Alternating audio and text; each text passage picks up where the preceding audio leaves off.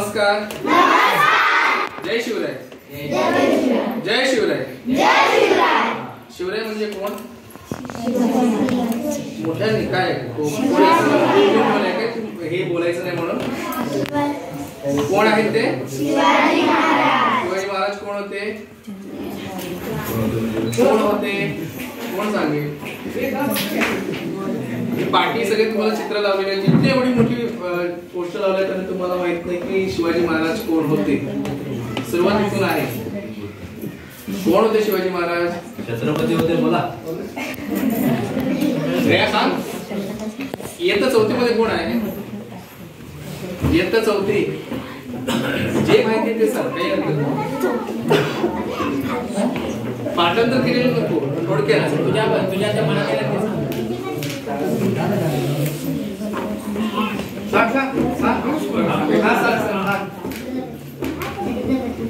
त्याच्या पुढे राजे. आपण पहिला सुरुवात करतो विषय शाळेत सध्या नाही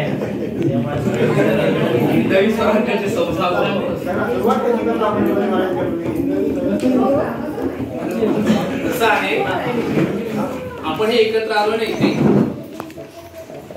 सर्व जाती कुळ धर्म सर्व धर्मांची जातीची सगळी माणसं एकत्र येणं याचे जे मुख्य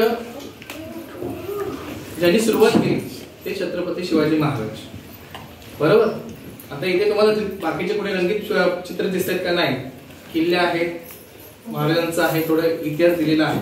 याच्यावरती तुम्ही जाणतो की आपणही त्याच मार्गावरती चालत आहोत. दुसरी गोष्ट की इथे एवढे मान्यवर आहेत, सर्व आले गावात, आपल्याला काहीतरी भेटतं आहे आणि आपण आलोय. हा त्याच्यातली गाभा नाही आहे. मेन उद्देश काय आहे की हा जो संस्कार आहे तो तुमच्याकडून पुढे जावा. तुम्हाला पण त्या शाळेबद्दल आणि शाळेबरोबर गावातील त्या शिकलेल्या विद्यार्थ्यांबद्दल एक आपुलकी असावी. मी 1997 साली या शाळेमध्ये होतो. 3 ते 4 वर्ष होतो. तेव्हा शाळा शिकवते. सगळीकडे झाडं वगैरे होती. पाटील सर म्हणून होते आमचे. तर कसं असतं, जरी 4 वर्ष आपण त्या शाळेत घालवलेली असली तरी त्या शाळेबद्दलची एक आपुलकी असते की नाही आपल्याला शाळेबद्दल काहीतरी करायचं आहे. मुंबईतली शाळा आहे, मुंबईतली शिक्षण झालं, त्या शाळेसाठी करतो. तर मुलांनी कसं की एखाद्या गोष्टीसाठी आपल्याला करायचं, एखाद्या शाळेसाठी गावासाठी करायचं, पहिलं आपण तिथपर्यंत पोहोचणं खूप गरजेचं आहे. सरांना राष्ट्रीय पुरस्कार मिळाला, राष्ट्रपती पुरस्कार मिळाला, किती छान गोष्ट आहे. हे त्यांना माहिती की त्यांनी किती कष्ट केलेले आहे आणि आपल्या गावातील व्यक्तीला हे एवढं मोठं पुरस्कार मिळाले ही खूप मोठी गोष्ट झाली. आणि तुम्ही ते डोळ्यासमोर ठेवलं पाहिजे की अरे हा आपल्या गावातून जाऊ शकतो तिथपर्यंत व्यक्ती, तर आपण का नाही जाऊ शकत? तू आज शाळेचा मुख्यमंत्री आहेस, उद्या तू या महाराष्ट्र राज्याचा पण मुख्यमंत्री होऊ शकतो जर तू ठरवलंस तर. त्यामुळे डोक्यामध्ये हे कधीच ठेवायचं नाही की अरे ते मोठे आहेत, मला हे जमणार नाहीये, मग मी लहान आहे. आता तुला इतिहास खूप माहित असेल पण एवढ्या सगळ्यांसमोर कसं काय बोलणार म्हणून तू बोलत नाहीस. बरोबर ना? बरोबर ना? भीती मोठी. विषय कसा आहे की आपण सगळे एकत्र जाऊ. ही लहान बाळा आहेत, त्यांना कसं की अरे एवढा वेळ झाला, हे लोक काय देणार कधी आणि कधी पाठवणार माहिती. आम्हीही तसंच होतो तेव्हा तसंच. टाळ्या वाजवायला सांगायचे, टाळ्या वाजवून आमचे हात दुखायचे. पण टाळ्या वाजवण्याचा एक उपाय आहे, त्याचा एक उपयोग काय शरीराला माहितीये, त्याने आपलं रक्ताभिसरण आहे ना ते खूप चांगलं होतं. आपल्यासाठी चांगलं आहे टाळ्या वाजवणं. मग पॉझिटिव्ह विचार करायचा की त्यांच्यासाठी नाही, मी माझ्यासाठी टाळ्या वाजवते, मला बरं वाटतंय ना, माझं शरीर चांगलं राहतंय ना, मग मी टाळ्या वाजवणार. कुठच्याही गोष्टीत जर कंटाळा येत असेल तर त्या गोष्टीचा आपल्याला काय उपयोग होतो त्याचा विचार करून आपण ती गोष्ट करावी. आता या जिथे बसलेली मंडळी आहेत ना त्याच्यातली काही मंडळी आहेत ना दिवसभर काम करून संध्याकाळी रात्री बसले ट्रेनला, ते पण सीट मिळाली नाही मिळाली, रात्रभर जागून तुमच्यासाठी ते सकाळी इथपर्यंत पोहोचलेले आहे. बरोबर ना? मग तुम्हाला सकाळी आई बाबा सांगतात की बाळा 1 तास लवकर उठ, जरा अभ्यास कर, थोडंसं वाचन कर. आई बाबा कुठे जातात? शेतात जातात. बरोबर ना? तुम्हाला थंडी वाजते म्हणून आम्ही विचार करून तुमच्यासाठी स्वेटर आणलेली आहे.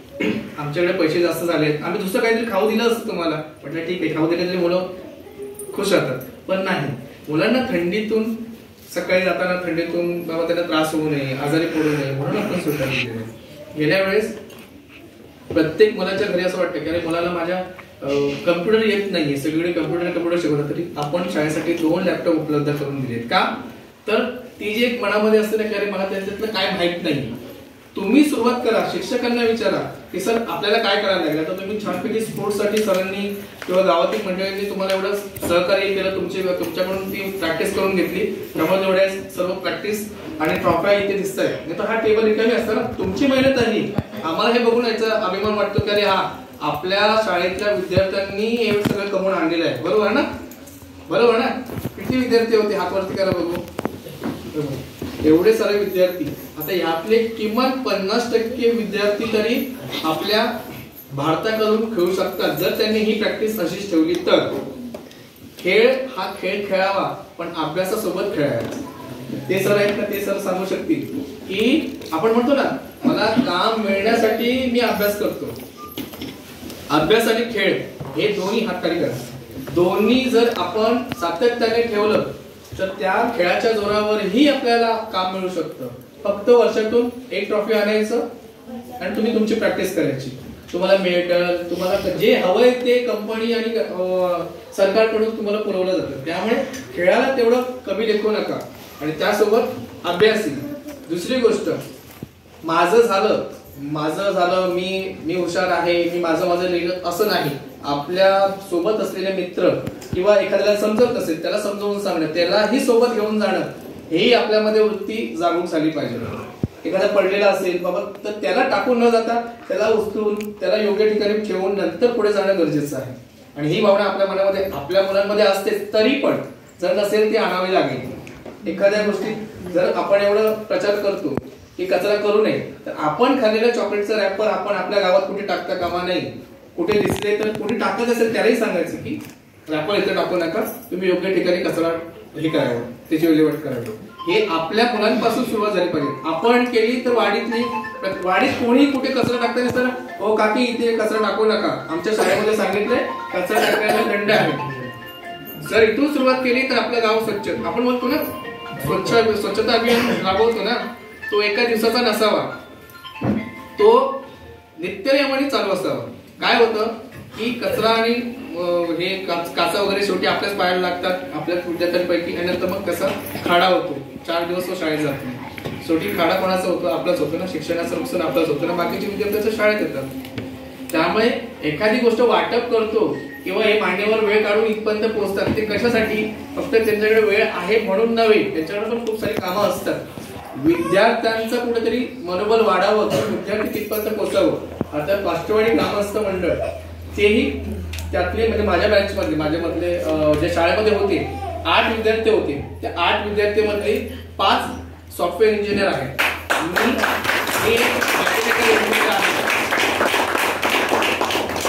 कसं आहे की गावातील शाळा, मग गावातल्या शाळेमध्ये तेवढं शिक्षण होत नाही. सरांचं मी एवढं म्हणजे मला एवढं कौतुक आहे सरांचं की एवढं शिक्षक कोणी करत नाही कोणासाठीच.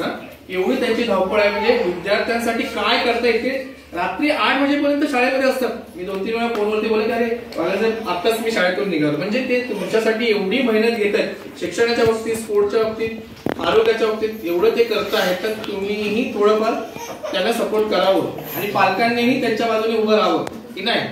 त्याशी 2-3 वेळा मेसेज वाचले की स्पोर्ट्स मधून घरी पोहोचायला 7:30-8 वाजले होते मला वाटतं. तर ते तोपर्यंत इथपर्यंत थांबले होते. तर सांगण्याचा उद्देश काय आहे की वाडीने केलेले कार्यक्रम जो तुमच्यापर्यंत पोहोचवायचा आहे तो कशासाठी, तर सर मदत तर घेतच आहेत, गावातील मंडळी पण मदत करत आहेत. तर मुंबईमध्ये राहून आम्हाला तुमच्यासाठी काय करता येईल आणि त्यातून तुम्ही तुमची प्रगती कशी होईल यासाठी हा उपक्रम आपण केलेला आहे. त्यातल्या त्यात गावामध्ये असलेले जे मान्यवर आहेत त्यांचं तुमच्याकडे बारकाने लक्ष आहे. बाहेर असताना जटर साहेब आहेत, जटर साहेबांकडे खूप सारे विद्यार्थी आहेत कॉलेजचे वगैरे इतर, पण त्यांच्या तोंडून काय आलं की काही थोडक्यासाठी ती एक फायनल आहे जी कासारडे शाळेकडे गेली समथिंग कुठची तरी स्पोर्ट खो खोची धावणीची. तर कसं आहे की ती चुकचूकपणे त्यांना त्याच्याशी काय त्यांच्याकडे खूप सारा अपाट विषय आहेत, तरी पण ते त्या विद्यार्थ्यांबद्दल विचार करतात कारण थोडक्यासाठी सुटली नाही तर मग आपल्याकडे असते ती गोष्ट. का तर तुमच्याबद्दल विचार करणारे प्रत्येक व्यक्ती आहे. तुम्हीही असं विचार डोक्यात आणू नका की काय नाही, तो विषय तिथे संपला की झाला, असं नाही. तुम्ही जर एखादी गोष्ट जिंकली किंवा तिच्यामध्ये यशस्वी झालात ना, तर त्याचा जो उच्चार आहे किंवा त्याची जी म्हणजे त्या गोष्टीबद्दलचं डिस्कशन आहे तो पूर्ण गावभर होतो, गावभर नाही तर मुंबईभर जातो. त्यामुळे तुम्ही इथे अभ्यास करावं, तुम्ही छान शिक्षण घ्यावं, स्वच्छता आरोग्य याचीही काळजी घ्यावी, पालकांचा आदर करावा. म्हणजे इथून फक्त इथं टापटूप येणं, घरी गेल्यानंतर बॅग टाकली, शर्ट टाकला आणि चाललो खेळायला, असं नसावं. बॅग दिलेली बॅग, काही अभ्यासाचे उपक्रम आहेत ते योग्य ठिकाणी ठेवणं, तुमची एक जागा असायला पाहिजे, अभ्यासाची वेळ ठरलेली असावी की मला हा 1 तास अभ्यास करायचाच आहे. जर तुम्हाला काठी घेऊन बसू शकता तर मग तुम्ही स्वतःला का नाही समजवत की बाबा 1 तास मला अभ्यास केलं पाहिजे. आता इथे बसलेली मंडळी आहेत ना, ते जे काका बसलेले आहेत ते रेल्वेमध्ये होते, ते तिथपर्यंत कसे पोहोचले, अभ्यास करून होता ह्या शाळेमध्ये होते. या शाळेमध्ये ही आता एवढी छान शाळा बनवली, तेव्हा ना असे कोपटे होते. आता त्यांना विचारलं, एवढंच असं झोपडं होतं, त्या झोपड्यामध्ये ते शिकून तिथपर्यंत पोहोचलेले आहेत.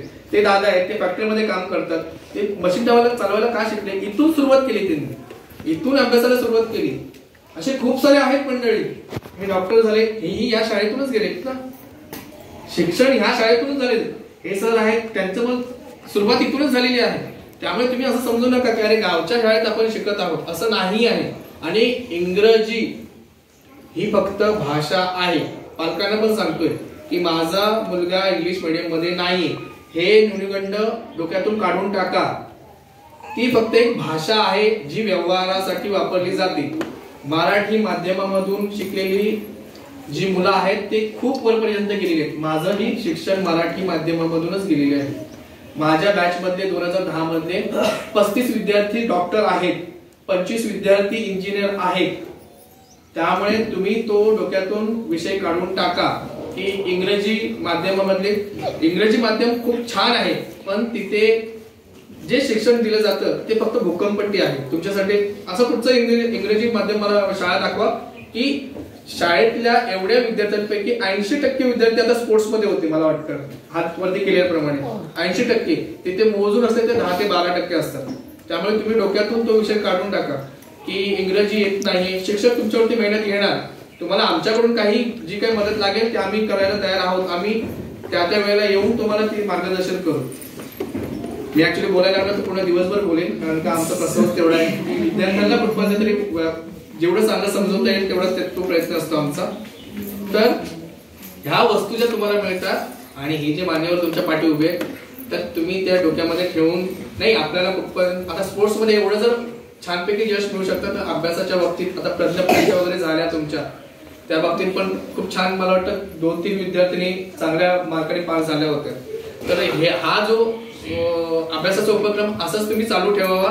आणि मला वाटतं पुढच्या काही वर्षामध्ये आपली शाळा अभ्यासाच्या बाबतीत ही 1 नंबर असेल अशी मी आशा बाळगतो. धन्यवाद.